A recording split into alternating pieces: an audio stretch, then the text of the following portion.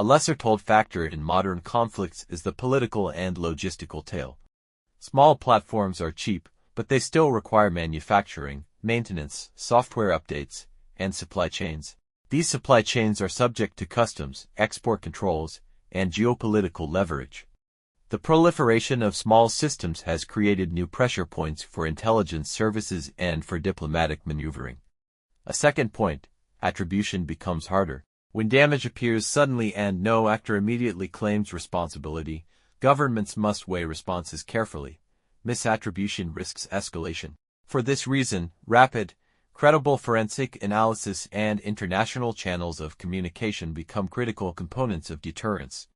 An attack's physical damage is one measure, its strategic message is another. A relatively low-cost strike that achieves symbolic or functional effects disrupting logistics, destroying key stores, or demonstrating reach can have outsized political consequences. The psychological impact on populations, partners, and future adversaries can shape policy as much as the physical losses. The core insight is this: effects shape policy.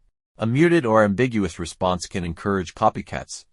An overly aggressive response can escalate uncontrollably. The balance is perilous. Traditional defense in depth relies on layered, redundant capabilities: early warning radars, interceptor missiles, point defenses, hardened storage. Swarms force defenders to ask new questions.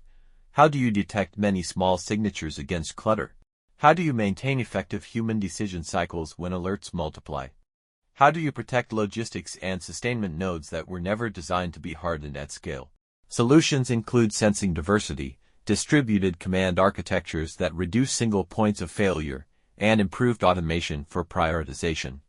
But each solution carries trade-offs: complexity, cost, and potential for new vulnerabilities. The modern defender must balance investment across these competing needs. Beyond hardware and software are crucial legal and ethical considerations. Automated or semi-automated systems engage questions about accountability, proportionality, and civilian protection. When systems act with speed beyond human reflex, legal frameworks and operational doctrine must evolve to ensure actions remain lawful and proportionate.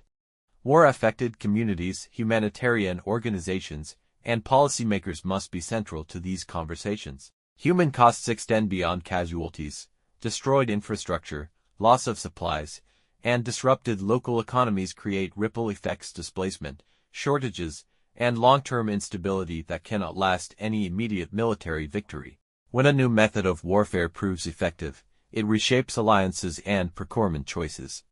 States reassess priorities. Should they invest in counter-UAS systems, spectrum resilience, hardened logistics, or diplomatic safeguards? Smaller states may see asymmetric options as force multipliers. Larger states may accelerate R&D or change basing strategies. The broader effect is a strategic recalibration across regions and alliances. Moreover, non-state actors and proxies can exploit diffusion of technology, posing hard choices for export controls and international norm building. Stabilizing norms around acceptable behavior in the electromagnetic and unmanned domains will be one of the defining diplomatic challenges of our era. There are practical, high-level lessons to draw. Expect the unexpected. Prepare for effects, not just platforms. Policies that assume symmetric, industrial-scale assaults will be caught off guard. Invest in resilience, distributed logistics, diverse sensors, and robust decision aids reduce vulnerability. Strengthen attribution. Rapid, transparent analysis can prevent miscalculation and escalation. Build norms. International agreements on unmanned systems and electronic interference can limit dangerous escalations. These are not silver bullets. They are starting points for managing a changing risk environment. The arrival of highly coordinated, low-cost unmanned systems changes what militaries must defend and how they must deter. The decisive factors tomorrow will include agility, redundancy, and the quality of information, not only the size of arsenals. For citizens, analysts, and policymakers, the imperative is clear: adapt doctrine, invest in resilience, and pursue diplomatic norms before competition spins into a new, destabilizing equilibrium. For 10 a.m., a place once thought secure registers a sudden, inexplicable cascade of explosions. Screens flash, radios die. Command rooms that trained for decades to withstand steel and ordnance now contend with something smaller, faster, and unexpected. Swarms of unmanned aircraft working together, at scale, and with uncanny coordination. This is not science fiction. It is the sharp edge of a changing battlefield. Today we analyze how small, inexpensive systems linked by software, guided by algorithms, and amplified by electronic effects are forcing militaries and governments to rethink what defense actually means. For a century, military advantage often boiled down to size. Bigger fleets, more missiles, thicker armor. But technology is introducing a new axis, distributed capability.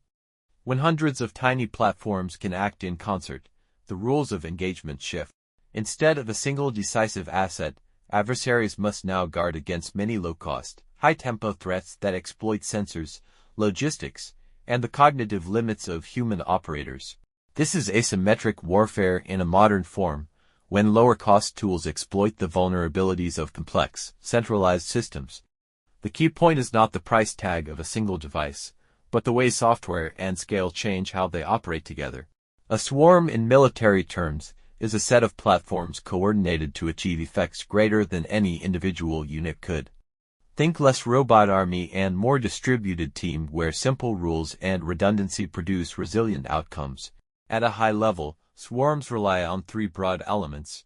Redundancy, many units so single failures don't stop the mission. Local problem-solving units adapt to nearby conditions. And mission logic, simple behavioral rules that produce complex group behavior. The result can be a system that tolerates attrition and dynamically shifts to exploit gaps in the defender's posture. Importantly, describing the concept of swarms is different from instructing how to build or employ them. This script focuses on implications and analysis, not operations. Modern sensors and networks are the nervous system of any defended site. Electronic interference, jamming, spoofing, and spectrum congestion can degrade that nervous system. When detection and command links become uncertain, human operators must act on incomplete information. That uncertainty can be exploited by systems that do not require perfect situational awareness to be effective. But there's a crucial distinction. Describing electronic effects conceptually helps audiences understand why swarms might succeed against traditional defenses. It does not provide any procedural guidance.